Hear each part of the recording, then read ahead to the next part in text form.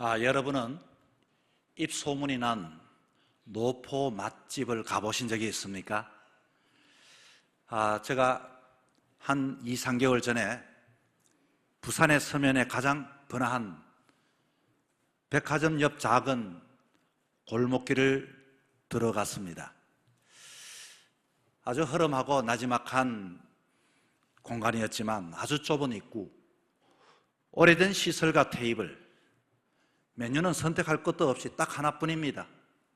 사람들은 누구든지 그 메뉴를 선택하는 것이 아니라 한 개요, 두 개요, 이렇게 이야기하면 됩니다. 그런데 그 좁은 가게 안에 넥타이를 맨 직장인들이, 그리고 작업복을 입은 노동자들이, 노년의 신사들이, 젊은 청년들이 아주 남녀노소 가릴 것 없이 가득하게 채워진 것입니다. 그런데 바로 옆에 최첨단 인테리어와 그리고 테이블마다 키오스크가 설치되어 있는 그 식당, 멋진 유니폼을 입은 직원들이 서 있는 화려한 식당이 있었습니다. 하지만 정작 손님은 그에 보이지를 않았습니다. 이 두 식당의 결정적인 차이는 과연 뭘까? 그것은 사람들의 마음을 움직이는 것은 화려한 외형이나 정량화되어진 서비스가 아니라 흉내낼 수 없는 본질의 맛, 그리고 익숙한 고향의 맛이 사람들의 발걸음을 끌어당겼던 것입니다. 오늘날 우리가 사는 세상은 여러분 어떤 세상입니까? 인공지능이 지배하는 최첨단의 시대에 우리는 살아갑니다. 모든 것은 지식과 논리로 설명할 수 있을 것만 같죠. 그런데 이상하게도 최첨단을 살아가는 현대인의 내면은 어느 때보다도 불안해하고 초조하고 영적인 방황하는 시대에 우리는 살아가고 있습니다. 이 공허함을 증명하듯이 최근 TV와 그리고 OTT에는 누가 등장하는 걸 봤더니 점술가와 무당이 등장하는 프로그램들이 부쩍 늘었습니다.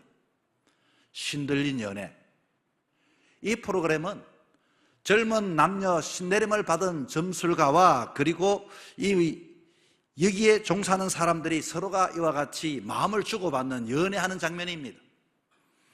운명전쟁 49명의 점술가와 무당들이 나와서 어떤 나름대로의 이슈를 가지고 서로 풀어내는 그런 프로그램입니다.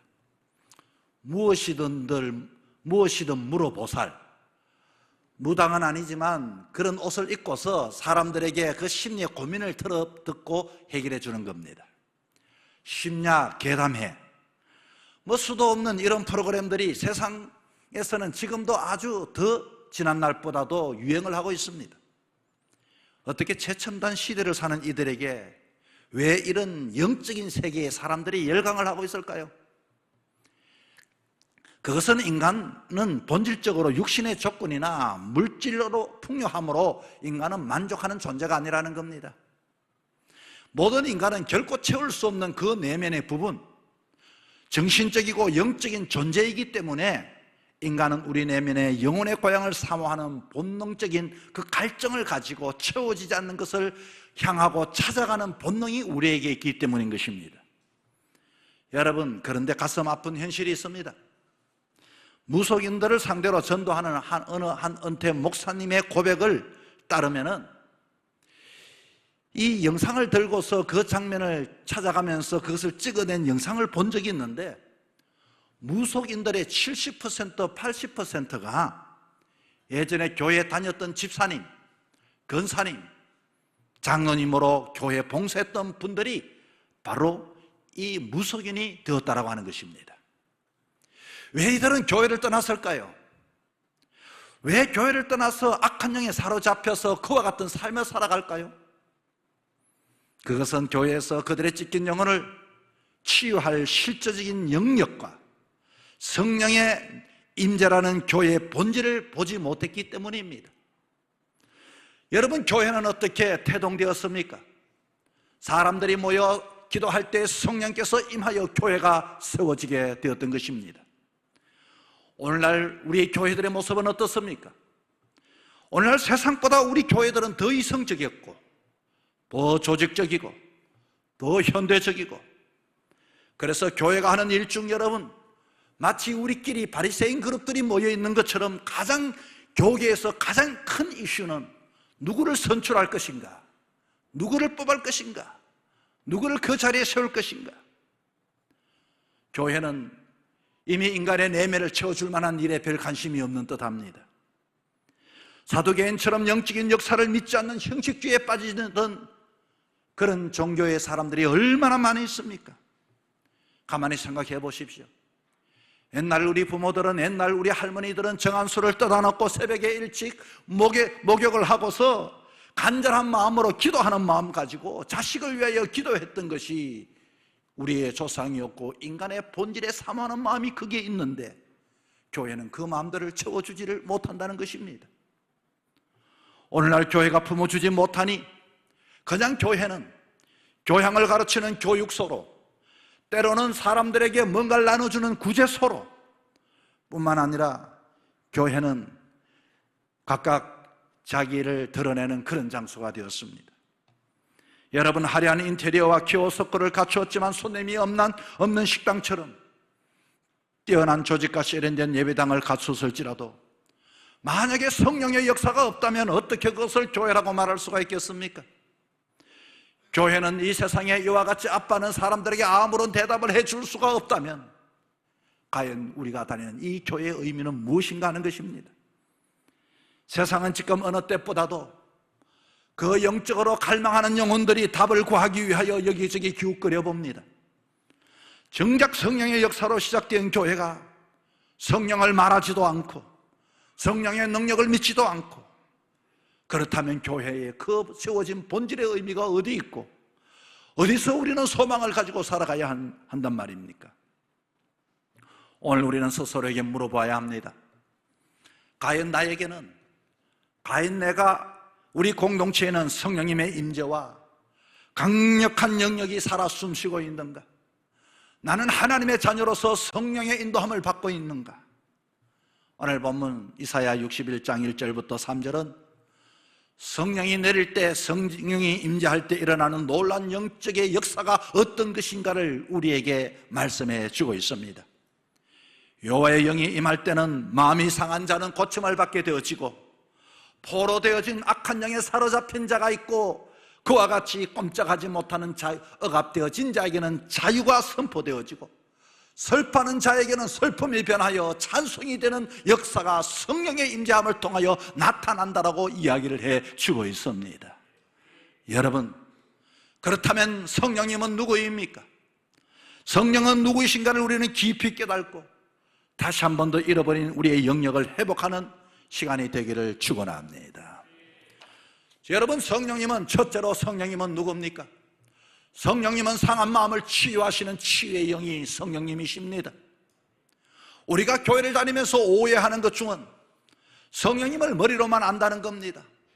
성령은 그냥 존재해 있다는 것을 실제적으로 증명하고 할 것인가 말 것인가, 이론 속에 성령님을 가둬두고 있는 것입니다. 성령님은 추상적인 이론의 존재가 아닙니다. 성령님은 지금도 살아계시고, 성령님은 내 가슴속 깊은 상처와 찢긴 심령을 직접 이와 같이 임재하여 치료해 주기를 원하시는 분이 성령님이십니다. 여러분, 가족을 잃은 슬픔과 연수를 향한 정오심을 어떻게 의학으로서 고쳐낼 수 있겠습니까? 어떻게 철학으로서 그 영혼을 치료해낼 수가 있겠습니까? 이 자리에 계신 분 중에 남들이 모르는 가슴속 깊은 상처를 가진 분이 계십니까? 이 자리에 계신 분 중에 혹시라도 이와 같이 용서해 줄 수 없는 정오의 마음, 분노의 마음이 있다면 여러분의 마음에 성령께서 임재할 수 있기를 축복합니다. 누군가의 말 한마디에 억울하고 원망이 내 힘으로는 도저히 다시 일어설 수 없는 절망의 사슬 속에 매여서 한 걸음도 자유스럽게 나가지 못하는 영혼이 있다면, 여러분, 성령님은 치료하는 영입니다. 성령님이 임하시면, 성령님이 역사하시면 이와 같이 상처난 그 마음이 회복되고 치유되고 놀라운 변화의 역사가 일어나게 되는 것입니다. 이사야 61장 1절의 말씀에 여호와의 영이 내게 임하셨으니 이는 여호와께서 내게 기름을 부어서 가난한 자에게 아름다운 소식을 전하게 하십니다. 나를 보내서 마음이 상한 자를 고치며 마음이 상한 자를 고치며. 여러분, 구약시대에는 이와 같이 제사장과 예언자와 선지자들에게 머리에 기름을 부어주었습니다. 머리에 기름을 부을 때 내 안에 모든 악취나는 것들, 내 안에 있는 모든 인간의 냄새가 그 기름을 통하여서 옷깃을 스치고 이와 같이 무릎과 그리고 종아리와 그리고서 발끝에 묻어날 때 내 몸은 향기로운 냄새를 사방에 뿜어내게 되어지는 것입니다. 성령의 기름 부으심으로 내 힘으로는 도저히 뿜어낼 수 없는 그 독한 상처가 성령의 기름으로 치유가 되어지고, 뿐만 아니라 내 안에 있는 모든 것들이 잠잠해지고 그렇습니다. 여러분, 이 시간에 성령께서 기름의 부으심이 여러분에게 임재하기를 주의 이름으로 축복합니다. 성령의 기름 부으심은 주일날 잠시 마음을 달래고 가는 감상적인 위안표가 아닙니다. 죽어가는 영혼이 실제로 소생시키고 파괴된 마음을 재창조하며 절망의 피퉁성의 인생을 기쁨의 찬송으로 바꾸시는 하나님의 능력의 역사가 그곳에 담겨져 있게 되는 것입니다. 더 이상 내 깊은 상처와 절망의 독에서 아파하지 마시고 힘들어하지 마시고 성령님 내 안에 임재하여 주셔서 그 모든 것들을 치료해 주시고, 뿐만 아니라 내 안에 분노의 소리가 아니라 향기로운 냄새를 풍겨낼 수 있는 하나님의 자녀로 살아갈 수 있기를 저와 여러분의 삶이 되기를 주의 이름으로 축원합니다. 둘째는, 성령님은 어떤 분입니까? 성령님은 육신의 한계와 절망, 이성을 뛰어넘게 하는 초자연적인 권능을 나타내는 것이 성령님의 역사인 것입니다. 미국 워싱턴 DC에 가면은 유명한 박물관이 있죠. 스미소니안 박물관. 여러분, 그 안으로 로비에 들어가면은 그 로비가 얼마나 웅장한지, 고가 얼마나 높은지, 거기에는 거대한 공룡을 모형과 그리고 창공을 가를 듯한 최첨단 비행기의 모형들이 웅장하게 공중에 매달려 있습니다. 금방이라도 세상을 호령할 듯한 위풍당당한 그 모형들, 그러나 그것들은 움직이거나 날아오르지를 못합니다. 이유가 무엇입니까? 그천 모든 것들이 위협적이지만 그 안에는 생명이 없기 때문인 것입니다. 겉모습이 화려하고 웅장해도 생명이 없으면 단지 멈춰서 있는 죽은 박제와도 불같은 존재입니다. 저와 여러분의 오늘의 신앙생활은 어떻습니까? 박물관에 박제된 공룡같지는 않습니까? 번듯한 직분을 가졌고 신앙생활을 오래 했고 남들이 보기에는 괜찮아 보이지만 정작 삶의 현장 속에서는 세상의 조롱과 작은 시험에도 영적인 무기력함 속에 아무것도 움직이지 못하고 그냥 매달려 있는, 그냥 박제되어 있는, 전시되어 있는 존재는 아닙니까? 반면에 전 세계 수억 명의 사람들에게 깊은 감동과 소망을 준 사람이 있습니다. 그의 이름은 닉 부이치치라고 하는 사람입니다. 그는 태어날 때부터 두 팔이 없었습니다. 그리고 한 다리가 없었고 한 다리 밑에 발가락만 두 개만 달랑 있었던 존재였습니다. 그를 보는 것마저도 민망하게 함부로 볼 수도 없을 그런 존재였습니다. 그는 해포 자소증이라는 환자였고 사람들은 생각합니다. 어떻게 저 생명이 이 땅에 태어났을까?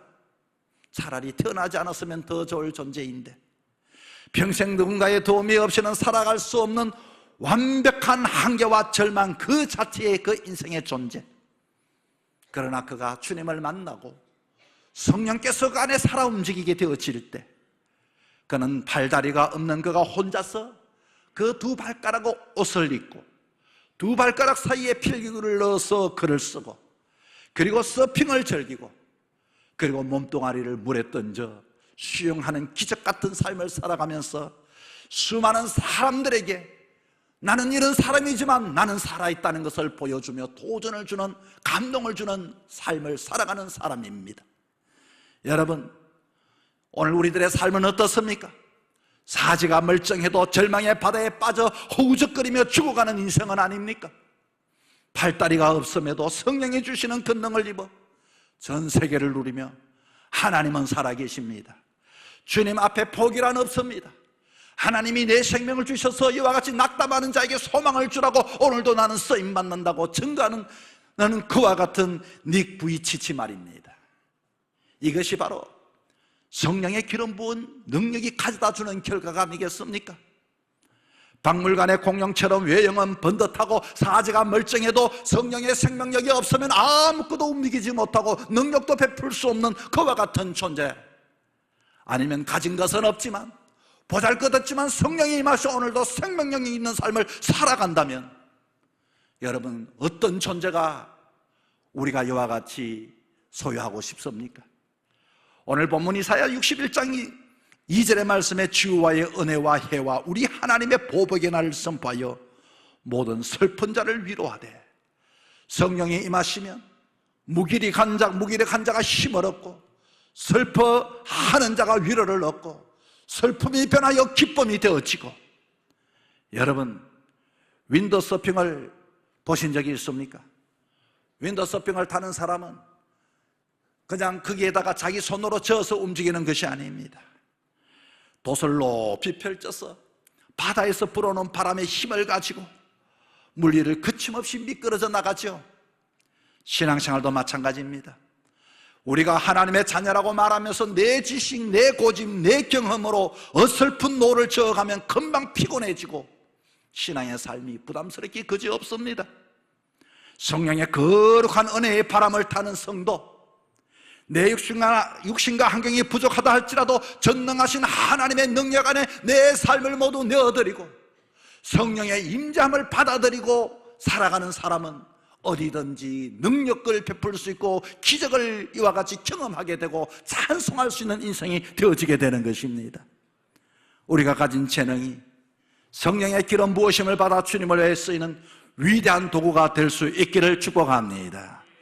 이제 박물관에 박제되어진 공룡 같은 존재가 아니라 이와 같이 화려하고 웅장하게 매달려 있는 모형의 비행기가 아니라 내 안에 생명이 임재하여 성령께서 임하여서 정말로 크든 작든 어떤 모양이든지 주님 앞에 생주의 생명을 가지고 힘있게 증거하며 이와 같이 하나님의 영광을 드러내며 살아갈 수 있는 저와 여러분의 삶이 되기를 축복합니다.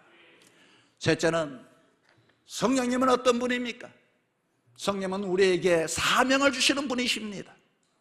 여러분, 달걀을 품어 뿅아리로 부화시키는 암탉을 보고 우리는 씨암탉이라고 부릅니다. 예로부터 이 씨암탉은 귀한 사이가 오면은 씨암탉을 잡아 대접할 만큼 소중하게 여겼는데 아무 닭이나 씨암탉이 되는 것은 아닙니다. 씨암탉은 21일 동안 그 달걀을 품어서 뿅아리로 부화하기 위하여 서너 번 몸을 추스르는 것을 제외하고는 어둡고 답답한 둥지를 결코 떠나지를 않습니다. 긴 시간 동안 오직 알을 품고 생명을 품게 내겠다는 집념과 희생을 가진 이 씨암탉 말입니다. 교회에도 씨암탉 같은 존재가 있습니다. 생명을 만드는 존재가 있습니다. 그러나 여러분, 그렇지 않는 닭들도 많지요. 다른 닭들처럼 자기 마음대로 마당을 왔다 갔다 합니다. 모이만 있으면 옵니다. 모이 없으면 다른 곳으로 갑니다. 알을 품으라고 당신 씨암탉이요 하고서 갖다 놓으면 좀 앉아있는 것 같더니 또 밖으로 나가 제 마음대로 돌아다닙니다. 또 들어왔다 나갔다 합니다. 결국 그 알은 차갑게 식어져 버리고 그 닭은 씨암탉이 되지 못합니다. 하나님의 영광을 나타내는 사명자로 이와 같이 하나님께서는 저와 여러분에게 은사를 주셨고 생명을 주셨습니다. 구약의 삼손은 태어날 때 나실인으로서 하나님께서 그에게 힘과 은사를 주셨지만 하나님의 영광을 위하여 사용하지 않고 자기의 욕망과 자기의 일에 그것을 사용했더니 그는 두 눈이 뽑혀져 버리고 그렇게 비참한 종말을 맞이했던 하나님의 사람이었습니다. 여러분, 성령의 임재가 사라진 교회를 상상해 보십시오. 성령의 임재가 사라진 성도들을 상상해 보십시오. 바리새인들처럼 이와 같이 자기 것만 주장할 것이고 날마다 어느 자리에 갈 것인가 거기에만 이와 같이 관심 있지 않겠습니까? 오늘 보면 3절은 이렇게 말합니다. 무릇 시온에서 슬퍼하는 자에게 화관을 주어 그 죄를 대신하여 희락의 기쁨으로 슬픔을 대신하여 찬송의 옷으로 그 근심을 대신하시고 그들로 의의 나무 곧 여호와의 심으신 바 영광을 나타낼 자라 일컬음을 얻게 하려 하심이니라. 의의 나무, 하나님의 영광을 나타내실 의의 나무. 하나님은 오늘도 교회를 세우셔서 주의 사람들에게 성령을 부어주시고 그들로 하여금 이와 같이 의의 나무처럼 사용하기를 원하며 하나님의 영광을 드러내기를 원하고 계십니다. 그로 인하여서 상처난 자들을 치유하게 하시고 하늘의 권능을 주시고 그 이유는 슬픔을 기쁨으로 바꾸어 굳건한 의의 나무로 심으신 목적이 오직 하나님께 영광을 돌리기 위함입니다. 여러분, 더 이상 우리는 하나뿐인 소중한 인생을 내 육신의 욕망과 헛된 야망을 위하여 낭비하는 어리석은 자가 되지 말아야 합니다. 주님은 나에게 맡겨주신 사명이 있습니다. 저에게도 사명이 있고 여러분에게도 사명이 있습니다. 나에게 품으라고 보낸 영혼들이 있고 여러분에게도 품으라고 준 영혼들이 있습니다. 상처받고 슬퍼하는 영혼들 위하여 우리는 씨암탉처럼 힘들고 어려워도 거룩한 심령을 가지고 기도의 자리에 엎드리며 이렇게 성령의 임재를 사모하는 자가 되어 사명을 감당하는 자가 되어야 합니다. 간단히 말하면 어떻게 하면 우리는 성령의 충만함을 받을 수 있을까요? 무엇보다도 성령의 충만함을 받고 임재를 경험하기 위해서는 우리 마음에 사모하는 마음, 간절한 마음을 가지고 주의를 성수하시고 말씀을 듣기를 사모하시기 바랍니다. 그럴 때 그 말씀이 내 마음속에 임재할 때 튕겨져 나가는 말씀이 아니라 성령께서 임재할 때 그 말씀이 나에게 부딪히고 나에게 스며들어서 그 말씀을 부여잡고 회개하게 되고 그 말씀을 부여잡고 하나님의 약속을 붙들게 되는 것입니다. 사모함을 통하여 성령께서 여러분에게 임할 수 있기를 바랍니다. 뿐만 아니라 그렇게 그 말씀을 사모하고 주님께 집중할 때에 내 안에 있는 모든 욕심들이, 슬픔이, 그리고 죄된 것들이 다 녹아들이며 눈물로 기도하며 찬송으로 변화되어지게 되어질 것입니다. 사랑하는 성도 여러분, 우리는 주님의 이 성령의 은혜를, 임재를 경험하기 위하여 겸손한 자리에 날마다 서야 합니다. 겸손이라고 하는 것은 사람이 좋고 마음이 편한 좋은 것이 아니라 주님 말씀하여 주옵소서, 종이 듣겠나이다. 부족하지만 듣겠습니다. 내가 그것을 수용하지 못하지만 한번 들어보겠습니다. 겸손한 자리에게 임하는 자에게 성령이 임하면 저는 부족하다 할지라도 말씀에 순종하여 감당할 때 그런 사람을 통하여 하나님은 기적을 경험하게 하시고 하나님의 세계에 대하여 눈을 열어주시게 되는 것입니다. 사랑하는 여러분, 저와 여러분이 이 교회를 섬기고 있습니다. 교회를 출석하고 있습니다. 마당만 밟는 성도가 아니라 나에게는 사명이 있다. 성령이 이 사명은 내 힘으로가 아니라 성령의 임재와 성령의 충만함을 가지고서 남은 여정의 삶도 하나님 앞에 기쁨이 되어지는 복된 인생이 되어지기를 주의 이름으로 축복합니다.